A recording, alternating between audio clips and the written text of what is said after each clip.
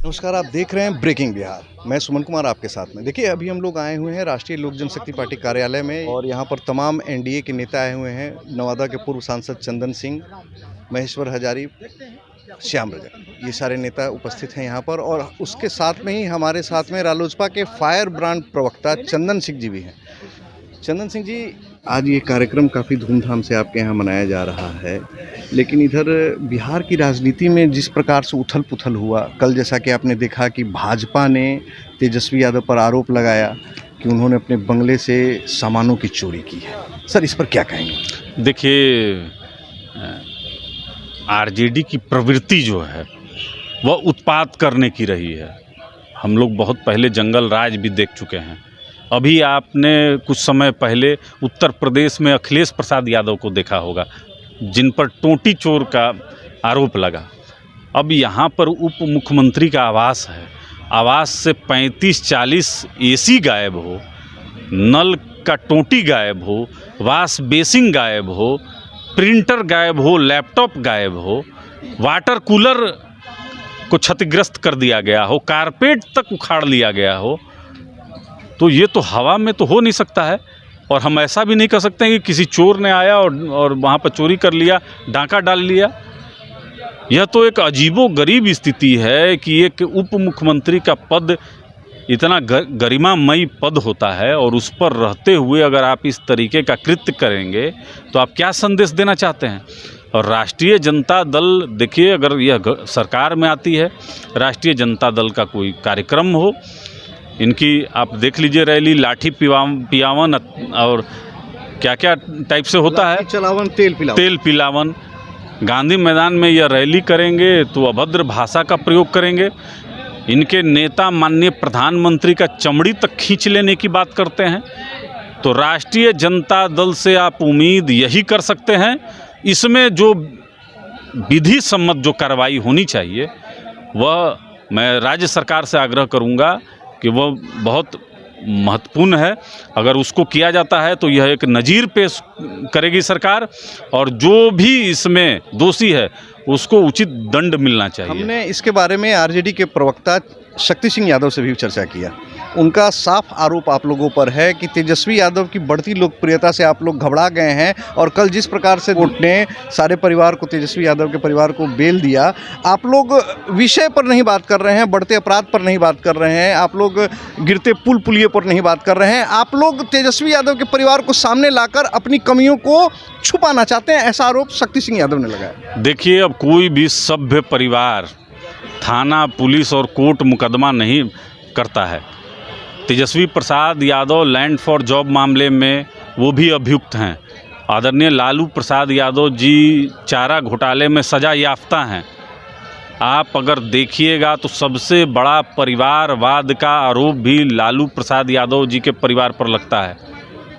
राष्ट्रीय अध्यक्ष हो, राज्यसभा हो, मंत्री हो, विधायक हो, अभी आप सारण से देखिएगा कि आदरणीय लालू प्रसाद यादव जी की पुत्री ही लड़ी चुनाव।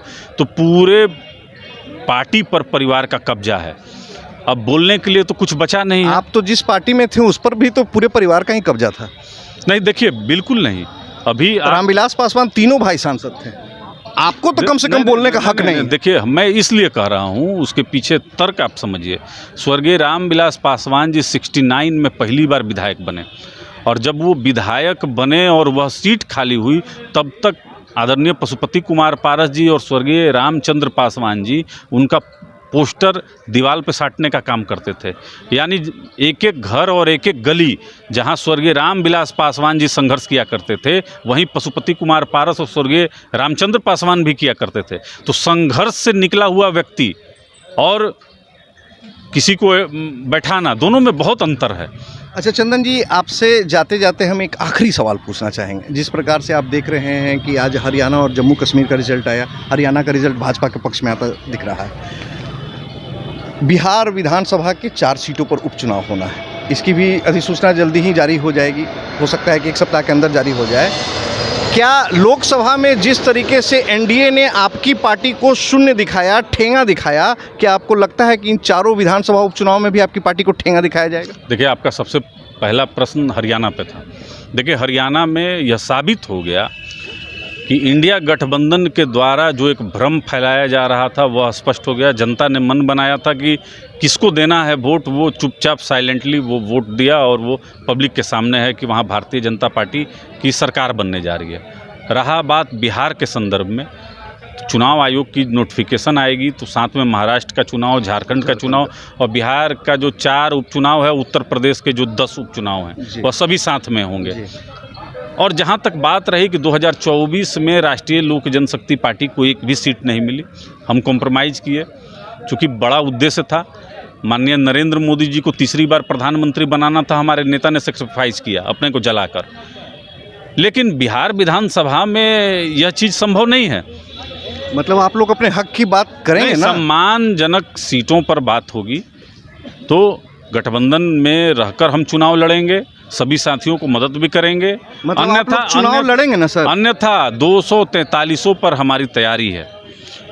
मैं तो आपके माध्यम से तो इतना कहूँगा कि बिहार में अगर गठबंधन अगर बन जाता है तो ठीक है, सम्मान मिलता है तो ठीक है, नहीं तो उपचुनाव तक अगर स्थिति स्पष्ट हो जाएगी तो राष्ट्रीय लोक जनशक्ति पार्टी उपचुनाव भी लड़ेगी। आप लोगों ने कुछ तो होमवर्क किया होगा कि इन 4 सीटों पर कितनी सीट पर जो है आप लोग लड़ सकते हैं, इसका कुछ खुलासा कर देते तो सर। देखिए, तरारी सीट जो है हम लोग पहले भी भारतीय जनता पार्टी से मांग रहे थे। संभवतः जी आने वाले समय में यह हमारे राष्ट्रीय अध्यक्ष को तय करना है तो तय हो जाएगा। तो हमारे तो सभी वहाँ पे कैडर हैं, तो समय अनुकूल होगा तो सब निर्णय हो जाएगा। तो जैसा कि आपने देखा, हमारे साथ रालोसपा के फायर ब्रांड प्रवक्ता चंदन सिंह जी थे। सभी विषयों पर इन्होंने बोला। जब हमने इन 4 विधानसभा उपचुनाव की स्थिति पर भी पूछा, इन्होंने दावा किया कि हम वहां अपनी उपस्थिति जरूर दर्ज करेंगे, हम गठबंधन के साथ हैं और आगे भी गठबंधन के साथ रहेंगे। लेकिन हम जिस प्रकार से लोकसभा में हमें शून्य कर दिया गया, हमें ठेंगा दिखा दिया गया, वैसी स्थिति इस बार हम नहीं आने देंगे। और तरारी सीट पर इन्होंने अपनी दावेदारी भी पेश करने की मंशा स्पष्ट कर दी।